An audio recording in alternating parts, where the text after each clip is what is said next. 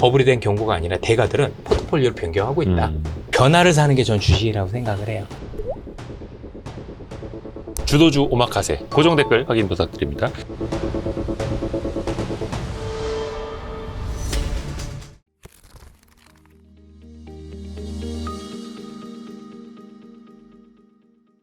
김현수 PB님. 근데 사실 네. 김현수라는 이름보다 연수루님으로 더 유명하셔서 네. 오늘은 연수루님으로 네. 볼까요? 네. 괜찮아요? 그래주시면 감사하겠습니다. 네. 연수루님 오랜만에 오셨습니다. 네. 반갑습니다. 와주셔서 반갑습니다. 고맙습니다. 반갑습니다. 이번에는 오랜만에 그 두꺼운 책과 함께 오셔가지고 만수루처럼 억수로 버셨습니까?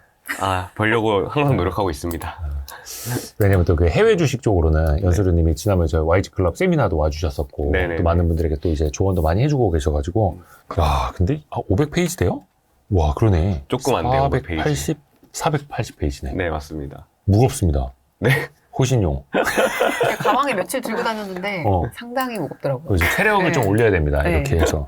미국 주식 불패 공식이에요. 네, 맞습니다. 뭐 공식이 있습니까? 아, 수학의 정석처럼? 또 뭐 공식이라고 할 만한 건 아니긴 한데 사실 네. 제가 이 책으로 좀 담고 싶었던 내용을 포괄하는 제목인 것 같아서 출판사에서 좀 적어주셨어요. 보통 미국 주식을 원래 좀 한국 주식을 하시거나 아니면 아예 안 하시다가 시작을 하시려는 분들한테 항상 말씀드리는 게 있어요. 뭐라고? 한 3년 정도는 돈 벌 생각을 하지 마시라라고 말씀을 드리거든요. 쭉 그냥 보기란만 하시라고. 네, 그 이유가 한국 주식이랑 미국 주식이랑 너무 이 문법이 달라요. 움직이는 원리가 너무 달라가지고 그거에 적응하는데 한 2, 3년 정도 걸리거든요. 네. 그래서 그때 동안은 너무 욕심내지 마시고 그 문법에 적응하는 단계를 좀 겪어가셨으면 좋겠다라는 의미에서 이제 그런 말씀을 드리는데 그 2, 3년의 과도기를 좀 단축시켜 줄 수 있는 여러 가지 이야기들을 여기 담았어요. 그래서 이런 제목을 좀 그럼 담았어요. 뒤집어서 생각해보면 오히려 국장 투자를 더 오래 하고 잘했던 사람이 네. 미장 투자에서는 안 어울릴 수도 있어요? 그쵸. 국장에 너무 이제 익숙해져 계셔가지고 그게 일상이 되신 분들한테는 오히려 조금 어려움으로 다가오실 수도 있을 것 같아요, 미장이. 근데 저는 이 책을 보고 제목이 네. 방점이 이 대한민국 투자자였던 네, 것 같아요. 맞아요. 네, 그러니까 네. 대한민국 투자자한테만 네. 어떤 이 워킹하는 그런 그렇죠. 공식이라는 거잖아요. 네네. 좀 구체적으로 아까 문법이 다르다고 하셨는데 네네네. 어떻게 다른지 좀 설명 좀 해주세요. 제가 가장 많이 말씀드리는 것 중에 하나가 그 미국에서는 대형주를 해야 된다는 거거든요.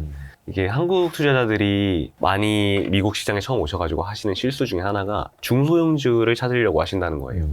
왜냐하면 한국은 최근에야 이제 삼성전자, 하이닉스 이런 대형주들이 많이 오르면서 지수가 많이 오르긴 했는데 그 전까지만 해도 거의 10년 넘는 기간 동안 박스권 장세였거든요. 그러다 보니까 대형주가 많이 오르지 않는 시장이었고 그래서 알파를 내려면 어떻게든지 좀 괜찮은 중소형주를 발굴해야 되는 그런 것들이 습관이 돼 있으셨던 거죠. 근데 이제 미국에 넘어오셔서 중소형주를 막 하시려고 하시는데 그렇게 하시면 안 되는 이유가 미국에서는 중소형주보다 대형주가 훨씬 더 잘 올라요. 그거를 이제 단적으로 나타내는 차트가 나스닥 100 지수가 전체 종목 중에 제일 큰 100개의 종목을 담은 그렇죠. 지수고 러셀 2000이 이제 완전 조그만한 중소형주들을 담은 지수인데 이 수익률을 비교를 해보면 지난 거의 한 50년 되는 기간 동안 나스닥 100이 2만 프로가 넘게 올랐는데 러셀은 거의 한 70% 정도밖에 못 올랐어요. 아 그래요? 네, 엄청 차이 나죠. 그 이유가 미국에서는 기본적으로 시가총액이 큰 회사라는 거는 어쨌든 이 자본시장에서 자기들의 존재감을 증명을 한 회사라는 거거든요. 그래서 그런 회사들일수록 좀 더 자금이 많이 쏠리고 그러면서 좀 더 사업이 잘 되고 이런 선순환이 반복되는 구조가 형성이 돼 있어서 대형주가 훨씬 더 잘 오르는 시장인 것 같아요. 그래서 엔비디아만 해도 사실 2020년부터 지금까지 한 30배 가까이 올랐거든요. 근데 우리가 2020년으로 되돌아가서 엔비디아에 투자할래? 아니면 중소형주에 투자할래? 라고 물어봤을 때 이 중소형주 중에서도 지난 5년 동안 30배가 넘게 오른 종목이 무조건 있을 거예요. 네, 그렇죠. 근데 그 종목을 찾기가 너무너무 어렵고 그걸 찾았다고 해도 그거를 들고 5년 동안 버티기가 더 힘들었을 거예요, 아마. 그래서 제가 이 책을 통해 말씀드리고 싶은 모든 내용의 요지가 쉬운 투자를 하자는 거거든요. 네. 그러니까 우리는 결국에는 주식 시장에서 뭔가를 증명하기 위해 나온 게 아니잖아요. 우리는 돈을 벌기 위해 주식을 하는 거고 그렇죠. 그러려면 좀 더 확실한 거에 베팅을 해야 되는데 그러기 위해서는 쉬운 투자를 해야 된다는 거예요. 그리고 미국에서는 가장 쉬운 투자가 대형주 투자라는 거고 2022년에도 엔비디아는 이미 삼성전자보다 큰 회사였고 그리고 GPU에서 1등이었습니다. 그래서 이거를 보고 투자를 했어도 30배가 넘는 수익을 5년 동안 올릴 수 있었던 거예요. 근데 사실 뭐 엔비디아도 5년 동안 홀딩하기는 정말 힘들었을 거예요. 맞아요. 제 주변에 맞아요. 엔비디아 한 5, 6년째 갖고 계신 분이 있는데 실제로 까먹었대요. 아, 마이너스로. 아니 그게 아니라 네. 내가 이걸 사놨다라는 거. 아, 사놓으신 아세 거를. 계좌로 네. 사놨다라는 걸 까먹으셔서 네. 수십 배 수익이 났다. 거의 너무 그런 잘 건 까먹으셨네요. 아니어서 자주 들여다볼수록 또 오래 보유하기도 힘들고. 맞아요. 맞아요. 네. 근데 이 책 보니까 대형주들 음. 쭉 많이 담아 놓으셨어요. 네, 맞아요. 그 기업에 대한 이야기, 음. 과거 역사적 흐름들, 특성. 네네, 맞습니다. 그러면 이 안에 있는 종목들만 봐도 돼요? 미국 주식 투자할 때? 일단 지금으로서는 그렇습니다. 아니, 왜냐면 네. 그 우리 선생님들한테 네. 항상 여쭤보지 않습니까? 시험 문제가. 출제 범위. 이것만 시험 출제 범위 좀 좁혀달라고. 네. 물론 이제 뭐 투자 시장이 그럴 수는 없겠습니다만 많이 담으셨거든요. 여기 네. 종목들도. 제가 기본적으로 M7을 비롯해서 좀 굵직한 대형주들은 다 담아놔서 여기 있는 종목들만 공부하셔도 괜찮으실 것 같아요, 지금은. 차세대, 주도, 맞아요. 빅테크 또 네네. 나와 있고. 네. 그건 좀 이따 또 여쭤볼게요. 네네. 책 내용 보면은 네네. 한국은 이제 한 뭐 장기간 박스권 네네네. 자세여서 이제 상단 매도, 네. 이제 저점 매수 네네. 이런 공식이고 네. 이제 미국은 추세에 정말 이 올라가는 올라타는. 추세에 올려 그렇죠, 타야 그렇죠. 된다. 네. 이게 공식인데 네. 근데 이 문법이 네. 또 최근에는 약간 달라지고 있는 것 같은 느낌도 들거든요. 네네, 맞습니다. 이거 네. 지금도 이제 음. 해당하는 이 음. 충분히 작동하는 원리인지 음. 좀 알려주세요. 최근에는 저도 시장이 진짜 바뀌고 있다고 느껴서 제 투자 스타일도 조금 바꾸려고 하고 있는 게 2025년 들어서 미국 시장에서 가장 달라진 점이라고 하면 수급 주체가 달라졌어요. 이게 원래는 미국 시장이 기관이 80%, 외국인이 10%, 개인이 10%였던 그 시장이었는데 2025년부터 해가지고 개인들의 비중이 너무 많이 늘어나고 외국인들의 비중이 늘어나면서 이제 기관은 한 5, 60, 그리고 개인이 한 2, 30, 그리고 외국인이 20 이렇게 되거든요. 이렇게 되면 시장이 달라지는 게 우리나라가 그동안 우리나라는 사실 개인 투자자들이 되게 많은 시장이거든요. 그러다 보니까 개인 투자자들의 특성은 쏠림이에요. 뭔가 특정 섹터나 종목이 핫해지면 그쪽으로 와 쏠렸다가 이제 다른 게 핫해지면 여기서 쭉 빠져나오면서 비합리적인 상승과 하락을 만들어내거든요. 그래서 이게 이제 쏠림과 풀림으로 표현을 할 수 있는데 특히나 개인 투자자들이 미국에서는 매매를 하는 수단 자체가 레버리지 ETF, 옵션 이런 약간 투기적인 수단이에요. 그러다 보니까 실제로 개인 투자자들이 시세에 영향을 주는 폭이 너무나 커진 거죠. 그래서 이전처럼 뭔가 추세라던가 아니면 기술적 분석이 올해부터 되게 워킹을 안 하고 있어요. 그래서 원래는 이 방식으로만 매매를 하던 곳들이 미국의 헤지펀드들이거든요.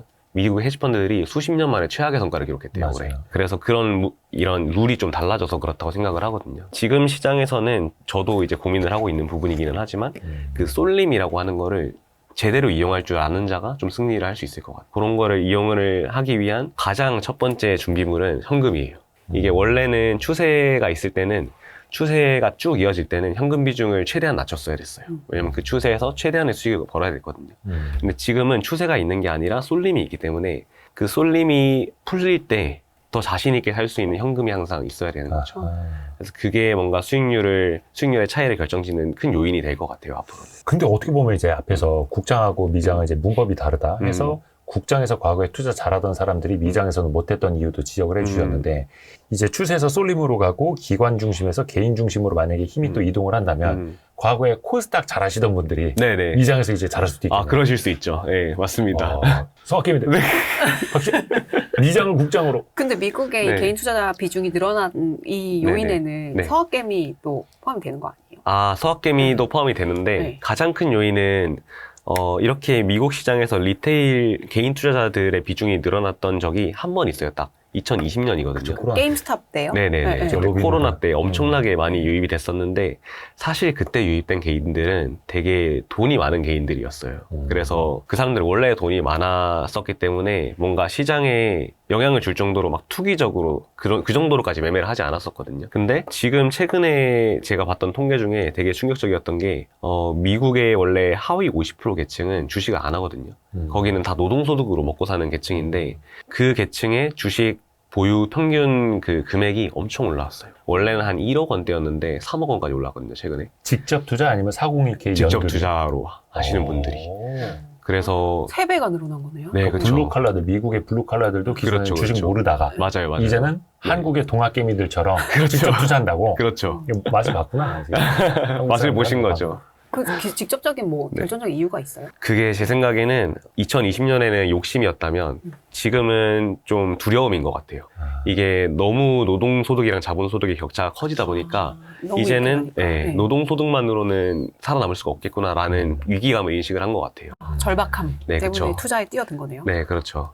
그래서 제가 2020년에 이었다면 리테일 장세였음에도 불구하고 앞으로는 리테일 장세가 될 거니까 이렇게 바꾸셔야 됩니다 라고 얘기를 못했을 건데 지금은 그렇게 말씀드릴 수 있는 이유가 이 사람들은 자기의 욕심 때문이 아니라 어쩔 수 없이 하는 거기 때문에 앞으로도 이어질 가능성이 높습니다. 좀 룰이 바뀌고 있다라는 거를 인지를 해주시면 좋을 것 같아요. 우리나라에서도 시장에서 사실은 좀 시장 좋을 때는 거래량 늘어나고 참여도 높아지다가 한번 데이고 나가면은 나 다신 주식 안 해.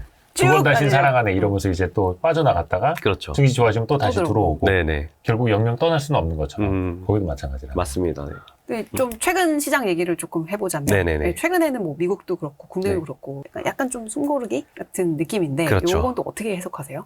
이거는 저는 지난주에 당장 있었던 이슈들을 가져와서 말씀을 드리면 결론부터 말씀드리면 저는 지금이 좀 성장통을 겪는 구간이라 생각해요. AI 산업 사이클에 있어서. 예.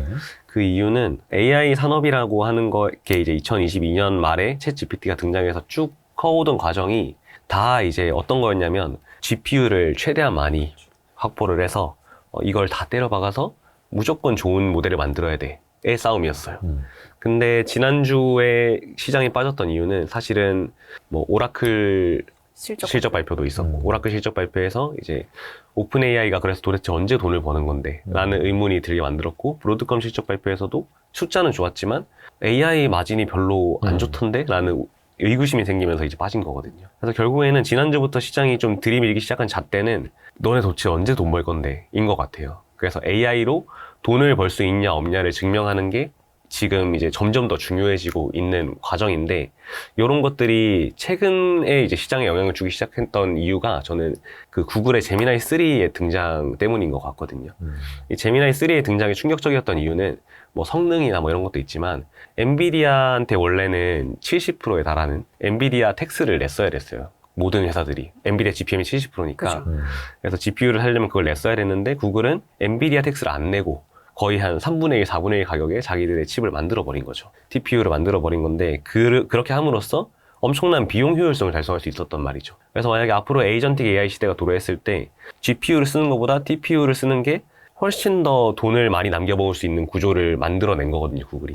그래서 이제 사람들이 이러면 구글은 AI로 돈을 벌 수도 있겠네? 이런 생각을 하기 시작을 한 것 같고 그러면서 너네는 근데 왜 못 벌어? 이런 약간 의문이 생긴 것 같거든요. 그래서 지금은 이제 그 이전까지가 AI GPU 중심의 그 스케일링 법칙에 따라서 투자를 많이 할수록 승리를 많이 가져가는 그런 구조로 모든 업체들이 이 투자 금액이 늘어나니까 다 같이 올랐다면 지금은 이제 그 중에서 진짜로 돈 벌 수 있는 찐만 오를 수 있는 그런 장세로 좀 넘어가고 있거든요. 선별하면서. 요거를 제가 좀 듣기 좋은 말로 베타의 시대에서 알파의 시대로 넘어오고 있다고 얘기를 하거든요.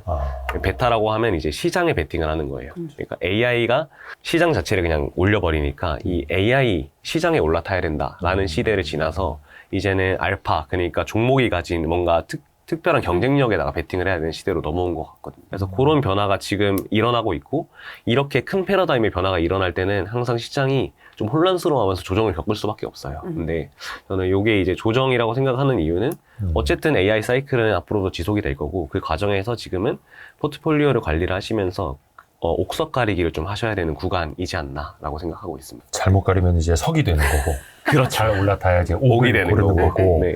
지금은 또 한가운데 성장통에 있다라는 네. 거고.